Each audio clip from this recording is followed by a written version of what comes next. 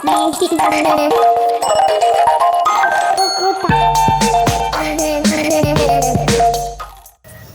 yo soy Ere. Y yo soy Draco. Y esto es In Between. En esta ocasión platicaremos sobre la iconicidad y su importancia en la animación. Para ello contamos con la participación de Ignacio Colosía Velázquez, diseñador gráfico, egresado de la Escuela de Diseño del Instituto Nacional de Bellas Artes, historietista que ha publicado para medios periodísticos como La Jornada, diseñador gráfico de marcas de identidad y mascotas publicitarias, profesor en la Universidad Gestal de Diseño desde 1992, en materias como gráfica digital, diseño de personajes, motion graphics y diseño web, entre otras. ¿Qué es la iconicidad y cuál es su relevancia en la animación? Bueno, hablando de iconografía, tenemos que referirnos primeramente a lo que es un icono. Icono viene del antiguo griego, eikon, que literalmente significa imagen. ¿Sale? Entonces, bueno, un icono actualmente ya desde el punto de vista de la comunicación es una imagen que representa algo que existe en la realidad. Existen, sobre todo en la señalética, iconos referenciales a lugares muy prácticos de uso cotidiano, como es una gasolinera. Vemos una señal de tránsito donde está una imagen abstracta de una bomba de gasolina, pues es gasolinera, ¿sí? Y en términos prácticos, un icono representa algo, ¿no?, que existe fielmente en la realidad. Por otro lado, también tenemos iconos culturales. Los iconos culturales se refieren básicamente a personalidades, ¿sí?, o también a artefactos, o inclusive, ¿no?, a edificios que nos van a referir a una época, a una cultura en particular. Ejemplo, ¿sí? Las pirámides de Gizeh obviamente nos remiten como imagen al antiguo Egipto, la muralla china, pues obviamente a la época imperial china, y así nos vamos, ¿no? El Big Ben a Londres, las pirámides igual, ¿no?, de Chichén Itzá, cultura maya, etc. O sea, existen iconos culturales también en el vestido, también en personalidades, vaya, desde personajes que son ficticios a reales, ¿no? O sea, un icono, por ejemplo, de la Segunda Guerra Mundial sería Hitler, pero también sería Churchill. Un icono de la Revolución Mexicana, pues Emiliano Zapata, Villa. El solo pronunciar sus nombres nos hace evocar imágenes en nuestra mente de manera inmediata. Es decir, el icono está ligado a la imagen que tenemos de las cosas, de las personalidades, de los lugares, y obviamente es inmediato, ¿de acuerdo? Eso sería el valor de la iconografía. Ahora, hay todo un estudio teórico de lo que es la iconografía y un método, se llama método iconográfico. El método iconográfico parte de un historiador del arte, Erwin Panofsky, que es de origen alemán, aunque desarrolla mucho de sus estudios en Norteamérica. Él, a mitad del siglo pasado, del siglo XX, elabora la teoría precisamente, o el modelo del método iconográfico. Él es historiador del arte y le da mucha relevancia a las artes visuales ligadas a la cultura, a una cultura o a una época determinada. Su teoría se basa en que hay precisamente personas, artefactos, edificios, objetos que pertenecen y definen a una época en particular, a una cultura en particular. Y esto tiene mucho sentido, ¿no? Erwin Panofsky la liga a un no solamente a los artefactos, sino también, por ejemplo, a la letra, ¿sí? Digamos, la letra caligráfica uncial y carolingia y la gótica, pues corresponden al medievo, ¿verdad? Y cuando nosotros vemos, ejemplo hoy en día, un diploma con letra que dice diploma, ¿no? Caligráfica, pues nos remite a esos manuscritos, ¿no? Que eran elegantes, sofisticados, que eran edictos reales, ¿no? Y que hoy en día, pues, alguien que recibe un diploma caligrafiado, claro está, hoy en día con esa caligrafía que ya está digitalizada, que ya es parte de un programa, pues nos remite a que es algo elegante, exclusivo, que es meritorio, y por eso la palabra diploma, ¿verdad?, se escribe en este tipo de caligrafía medieval. Es decir, la letra también nos va a dar indicios de una época determinada. Hoy en día, pues tenemos una gran cantidad de tipografías digitales, modernas, antiguas, etcétera, del cual podemos hacer uso, y las usamos en diseño gráfico sabiamente, ¿no?, para poner títulos o logotipos, pues, para ciertos productos, o que remiten tradición, como los vinos, letra heráldica, o servicios muy prácticos, pues, letra Arial, ¿no?, que es letra sin gracias terminales, etc. Esto también aplica en el cine, ¿sí? En el cine la iconografía es relevante e importante. No hay película de época que no haya sido documentada, referenciada en vestuario, en peinado, en tipografía, en artefactos, en mobiliario y en arquitectura. Esto dota a la producción, obviamente, de credibilidad, dota a la producción de una clara identificación de qué época, de qué lugar se están situando los hechos, los eventos.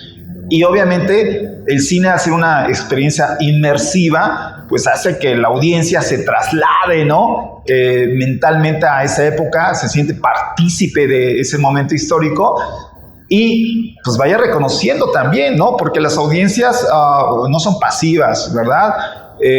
Las audiencias también reclaman, ¿no?, que haya esa veracidad en las producciones, y obviamente estas producciones también van dotando de una cultura visual, de una cultura iconográfica, que nos va dando indicios, ¿no?, de cuáles son los artefactos, los vestuarios, los peinados, las letras, las tipografías, pero aún también los colores. Y yendo más lejos, la iluminación. Por eso muchas veces cuando queremos representar algunas películas o series principios del siglo XX, pues el blanco y negro, ¿no? Nos da la temporalidad y la iluminación, inclusive, ¿no? La iluminación de las películas en el inicio del cine, en los años 20 y 30, pues es una iluminación muy dura, de alto contraste. Tenemos grandes ejemplos, ¿no? El gabinete del doctor Caligari, es muy dramática la iluminación. Y esto es obvio, ¿no? Porque también la técnica, la tecnología de captura de imágenes cinematográficas, pues estaba en sus inicios. Entonces había que contrastar fuertemente, ¿no?, los blancos y negros. Los mismos actores, ¿no?, se maquillan los párpados, ¿no? Esta imagen de Charlie Chaplin que todo el mundo conoce, ¿no? Precisamente para hacer muy evidente los gestos, muy evidente la actuación, el acting, ¿no? Y que el público lo capture a primera instancia, ¿no? Entonces, hablamos de colores e iluminación. La técnica va avanzando en la captura cinematográfica. Nos llega el cine a todo color a mitad de los años 50 y obviamente las películas se vuelven con colores brillantes, con una gran gama cromática, ¿no? Colores muy saturados, ¿verdad? Y sigue evolucionando la tecnología, ¿no? Y venimos ya en época digital, ¿no? Pues a meter los filtros, a meter diferentes temperaturas en la iluminación, una gran diversidad de elementos técnicos que hoy en día contamos, y obviamente eso hace que la experiencia cinematográfica sea enriquecedora. Es decir, inclusive, ¿no? Se experimenta mucho también con los fenómenos del color, la iluminación. Lo vemos en películas recientes, ¿no? Estamos hablando, por ejemplo, bueno, ya ni hablar de la última película animada de Guillermo del Toro, Pinocho, ¿no? Donde el ejercicio de iconografía es excepcional, el color, la iluminación, y hay otros ejemplos, ¿no? En animación, bueno, ya que estamos en diciembre, ¿no? Hablando también de la película Klaus, ¿verdad? Que todo el mundo ha visto, conoce, que fue todo un hito, ¿no? Una película realmente bellísima, encantadora, que nos lleva precisamente a un ícono cultural, ¿no? Que es Santa Claus. ¿Y quién es Santa Claus? Bueno, Santa Claus es un ícono cultural y es un fenómeno mundialmente conocido, sobre todo explotado por la publicidad y la mercadotecnia, con una amplia difusión a través de diferentes medios, ilustraciones en revistas, cómic, lo que es el cine, inclusive videojuegos, etcétera, ¿no? Y grandes producciones cinematográficas, ¿no? Sobre la figura de Santa Claus. Hablaba de Klaus, esta gran producción animada, ¿no? Que bueno, nos parece este personaje, ¿verdad? Con un diseño muy interesante de personaje, pero que no está alejado del ícono, sí, sino más bien es parte de una tradición de la representación visual de este personaje tan adorado por todos, ¿no? Tan querido, tan esperado por los niños, ¿no? ¿Quién me va a traer Santa Claus? ¿No? Obvio, ¿no? Y esta imagen que hoy en día vemos, pues el hombre, ¿verdad? El regordete, con ya entrado en años, un adulto mayor, con la barba blanca, el gorro rojo, todo vestido de rojo, pues tiene una tradición que es milenaria. Este autor que mencioné, que se llama Panofsky, precisamente nos dice que la iconografía trata sobre la relación que tienen las artes visuales con una época o una cultura determinada, pero también nos dice que los íconos van evolucionando, van transicionando, que las representaciones de estos íconos van cambiando a través de los años por diferentes motivos, ¿no? Y sobre todo ligados a los medios, hoy desde hace 150 años, los medios de comunicación masiva, ¿no? Santa Claus. Santa Claus es un antiguo santo de Grecia. Aparece referido por primera vez en el siglo IV, ¿verdad? Hablamos ya de 17 siglos, ¿no? De antecedentes. Y es referido, es un santo griego, ¿verdad? Hay un ícono, hay pinturas, ¿verdad? En la iglesia rusa, la iglesia católica ortodoxa en Rusia, de San Nicolás. San Nicolás aparece en estas pinturas bizantinas, que por cierto se le llama íconos, ¿verdad? Y aparece pues con una imagen muy diferente a lo que hoy nosotros vemos en la representación de este personaje. Obviamente va evolucionando su imagen dependiendo del enfoque del artista, ¿no?, que lo representa, ¿no?, de la intención creativa y del momento.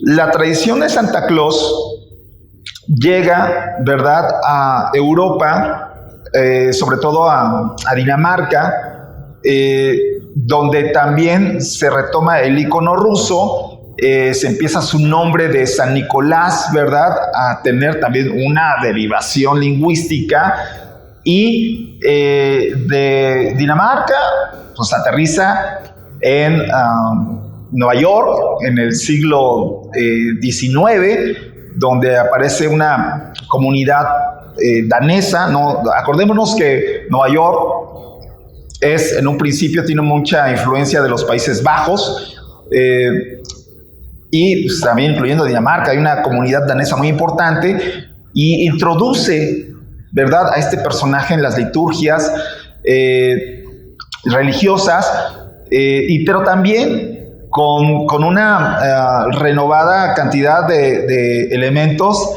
como son poemas, cantos religiosos y imágenes, ¿no? Estas imágenes, pues, también no tienen mucho que ver con el Santa Claus que conocemos hoy en día, pero ya lo vamos representando igual, ¿no?, como un viejo generoso, alguien que otorga regalos, alguien que se presenta en la época de Navidad, ¿no? En un principio Santa Claus pues, no daba regalos a los niños, ¿no? Desde el antiguo patrono santo que aparece en Grecia, era un personaje que se distinguía por dar regalos, ¿sí? Pero no necesariamente a los niños. Es hasta el siglo XIX cuando aparece en época decembrina, ¿no?, en época navideña, y empieza a dársele la tarea, ¿no?, de entregar regalos a los niños. Bueno, la imagen que tenemos de Santa Claus